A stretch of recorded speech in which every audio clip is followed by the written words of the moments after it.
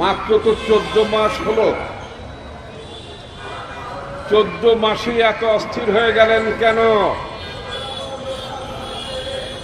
একবার ভুল করেছিলেন,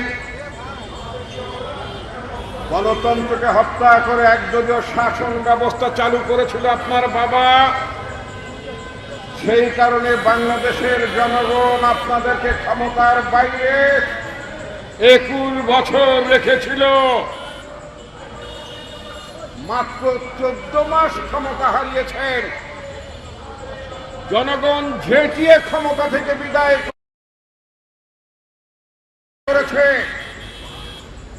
লক্ষ লক্ষ কোটি টাকা বিদেশে পাচার করেছেন।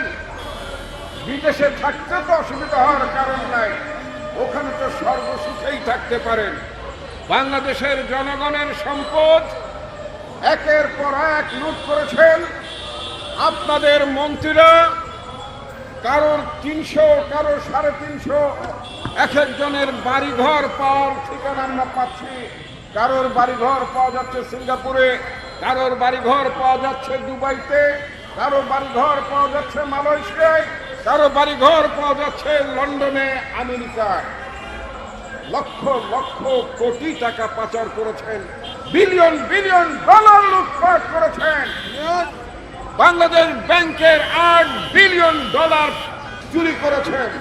কষ্টে তো থাকার কথা না আপনাদের, কিন্তু আমরা দেখতে পাচ্ছি জনগণের দুর্ভোগ বাড়ানোর জন্য আপনারা বাংলাদেশের মাঝে মধ্যেই ঝামেলা পাকানোর চেষ্টা করছেন। আজকে বিক্ষোভ করছেন জাতিসংঘের সামনে। মনে রাখতে হবে, যেই সমস্ত চোরেরা পালিয়ে গিয়েছেন, এই চোরদের বাড়িতে কিন্তু আমরা সব টয়লেট বানিয়ে দেবো। কিন্তু বাংলাদেশে ওই যে আবু জাহেলের বাড়ি কি আছে? আবু জাহেলের বাড়িতে কি করা হয়েছে? টয়লেট বানানো হয়েছে, পায়খানা বানানো হয়েছে। আওয়ামী লীগের লোকেরা যদি বেশি বাড়াবাড়ি করেন, তাহলে তাদের বাড়ি ঘরে যারা দেশে যারা আছেন, মনে রাখতে হবে তাদের বাড়ি ঘর কিন্তু জনগণ টয়লেট বানিয়ে দেবে। এটা মনে রাখতে হবে। অতএব বুঝে শুনে বিক্ষোভ করবেন। আমেরিকায় নিরাপদে বসে বিক্ষোভ করা অনেক সোজা। বাংলাদেশের মানুষ কিন্তু আপনাদেরকে ছেড়ে দিয়ে কথা বলবে না। কয়েকদিন আগে আপনারা বিক্ষোভের চেষ্টা করেছিলেন, পুলিশ লাগে নাই, আনসার লাগে নাই, বিজিবি লাগে নাই। এদেশের জনগণ কিন্তু ধরে প্যাদানি দিয়ে তারপরে পুলিশের কাছে দিয়েছে। এটা কোনো আপনার চোরদের জন্য কোনো গণতন্ত্র নয়, দুর্বৃত্তদের জন্য কোনো গণতন্ত্র নয়, লুটেরাদের জন্য কোনো গণতন্ত্র নয়। কারণ তারা কোনো গণতান্ত্রিক পদ্ধতিতে নির্বাচিত হয়ে ক্ষমতায় ছিল না। সুতরাং তাদের বেলায় কোনো গণতন্ত্র প্রযোজ্য হবে না। এটা আমরা খুব স্পষ্ট ভাষায় বলতে চাই। বন্ধুগণ, আজকে নির্বাচন নিয়ে তালবাহানা করার চেষ্টা করা হচ্ছে। আওয়ামী লীগ মনে করছে যদি নির্বাচন কোনোভাবে ঠেকিয়ে দেওয়া যায়, যদি কোনোভাবে বিলম্বিত করা যায়, তাহলে প্রফেসর মোহাম্মদ ইউনূস রাগে দুঃখে তিনি হয়তো ক্ষমতা ছেড়ে যাবেন। তারপর হয়তো ভারতের প্রেসক্রিপশনে এখানে অন্য কোনো সরকার ক্ষমতায় বসবে এবং তার এক সময় বলবে সবাইকে নিয়ে আসেন একটা ইলেকশন করে। এই সবাই কারা জানেন? এই সবাই হচ্ছে একটু আওয়ামী লীগও নিয়ে আসেন। ওটা কিন্তু বাংলাদেশে হবে না। 134 জন শিশু জীবন দিয়েছে, অনেক মা বোন জীবন দিয়েছে, হাজার হাজার মানুষ জীবন দিয়েছে, 20,000-এর মতো মানুষ পঙ্গু হয়েছে। কারোর 1 চোখ নয়, কারোর 2 চোখ নয়, কারোর অঙ্গহানি হয়েছে। এত মানুষের ত্যাগের বিনিময়ে বাংলাদেশ যে ফ্যাসিবাদ মুক্ত হয়েছে, সেই বাংলাদেশে আমরা পাচ্ছি। কারোর বাড়িঘর পাওয়া যাচ্ছে সিঙ্গাপুরে, কারোর বাড়িঘর পাওয়া যাচ্ছে দুবাইতে, কারোর বাড়িঘর পাওয়া যাচ্ছে মালয়েশিয়ায়, কারো বাড়িঘর পাওয়া যাচ্ছে লন্ডনে, আমেরিকায়। লক্ষ লক্ষ কোটি টাকা পাচার করেছেন, বিলিয়ন বিলিয়ন ডলার লুটপাট করেছেন। বাংলাদেশ ব্যাংকের 8 বিলিয়ন ডলার চুরি করেছেন। কষ্টে তো থাকার কথা না আপনাদের, কিন্তু আমরা দেখতে পাচ্ছি জনগণের দুর্ভোগ বাড়ানোর জন্য আপনারা বাংলাদেশের মাঝে মধ্যেই ঝামেলা পাকানোর চেষ্টা করছেন। আজকে বিক্ষোভ করছেন জাতিসংঘের সামনে। মনে রাখতে হবে যেই সমস্ত চোরেরা পালিয়ে গিয়েছেন, এই চোরদের বাড়িতে কিন্তু আমরা সব টয়লেট বানিয়ে দেবো কিন্তু বাংলাদেশে। ওই যে আবু জাহেলের বাড়ি কি আছে, আবু জাহেলের বাড়িতে কি করা হয়েছে? টয়লেট বানানো হয়েছে, পায়খানা বানানো হয়েছে। আওয়ামী লীগের লোকেরা যদি বেশি বাড়াবাড়ি করেন তাহলে তাদের বাড়ি ঘরে যারা দেশে যারা আছেন, মনে রাখতে হবে তাদের বাড়ি ঘর কিন্তু জনগণ টয়লেট বানিয়ে দেবে। এটা মনে রাখতে হবে। অতএব বুঝে শুনে বিক্ষোভ করবেন। আমেরিকায় নিরাপদে বসে বিক্ষোভ করা অনেক সোজা। বাংলাদেশের মানুষ কিন্তু আপনাদেরকে ছেড়ে দিয়ে কথা বলবে না। কয়েকদিন আগে আপনারা বিক্ষোভের চেষ্টা করেছিলেন, পুলিশ লাগে নাই, আনসার লাগে নাই, বিজিবি লাগে নাই। এদেশের জনগণ কিন্তু ধরে প্যাদানি দিয়ে তারপরে পুলিশের কাছে দিয়েছে। এটা কোনো আপনার চোরদের জন্য কোনো গণতন্ত্র নয়, দুর্বৃত্তদের জন্য কোনো গণতন্ত্র নয়, লুটেরাদের জন্য কোনো গণতন্ত্র নাই। কারণ তারা কোনো গণতান্ত্রিক পদ্ধতিতে নির্বাচিত হয়ে ক্ষমতায় ছিল না। সুতরাং তাদের বেলায় কোনো গণতন্ত্র প্রযোজ্য হবে না। এটা আমরা খুব স্পষ্ট ভাষায় বলতে চাই। বন্ধুগণ, আজকে নির্বাচন নিয়ে তালবাহানা করার চেষ্টা করা হচ্ছে। আওয়ামী লীগ মনে করছে যদি নির্বাচন কোনোভাবে ঠেকিয়ে দেওয়া যায়, যদি কোনোভাবে বিলম্বিত করা যায়, তাহলে প্রফেসর মোহাম্মদ ইউনূস রাগে দুঃখে তিনি হয়তো ক্ষমতা ছেড়ে যাবেন। তারপর হয়তো ভারতের প্রেসক্রিপশনে এখানে অন্য কোনো সরকার ক্ষমতায় বসবে এবং তারা এক সময় বলবে সবাইকে নিয়ে আসেন একটা ইলেকশন করে। এই সবাই কারা জানেন? এই সবাই হচ্ছে একটু আওয়ামী লীগও নিয়ে আসেন। ওটা কিন্তু বাংলাদেশে হবে না। 134 জন শিশু জীবন দিয়েছে, অনেক মা বোন জীবন দিয়েছে, হাজার হাজার মানুষ জীবন দিয়েছে, 20,000-এর মতো মানুষ পঙ্গু হয়েছে। কারোর এক চোখ নয়, কারোর দুই চোখ নয়, কারোর অঙ্গহানি হয়েছে।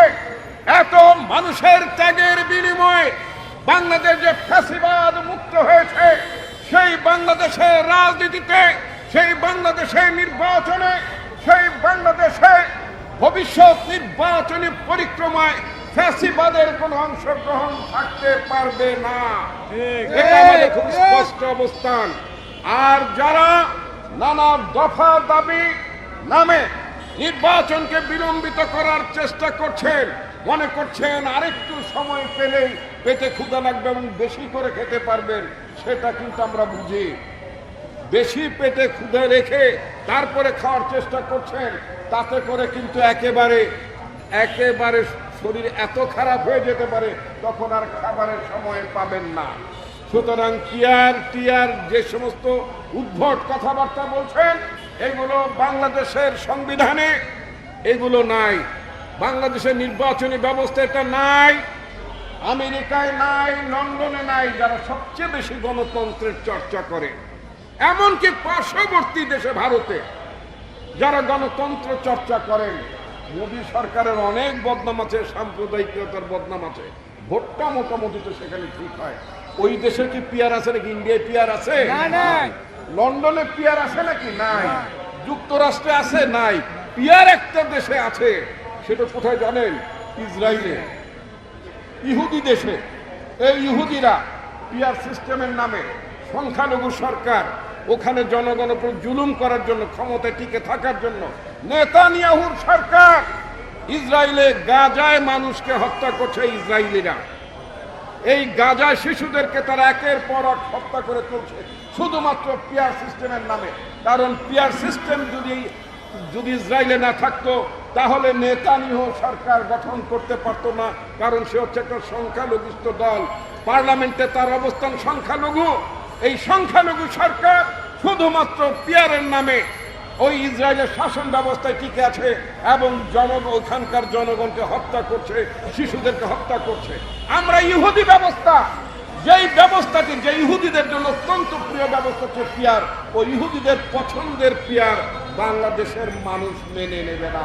বাংলাদেশের মাটিতে এই ইহুদি পিয়ার ব্যবস্থা চলবে না, চালু হবে না, এটা খুব স্পষ্ট ভাষায় বলতে চাই।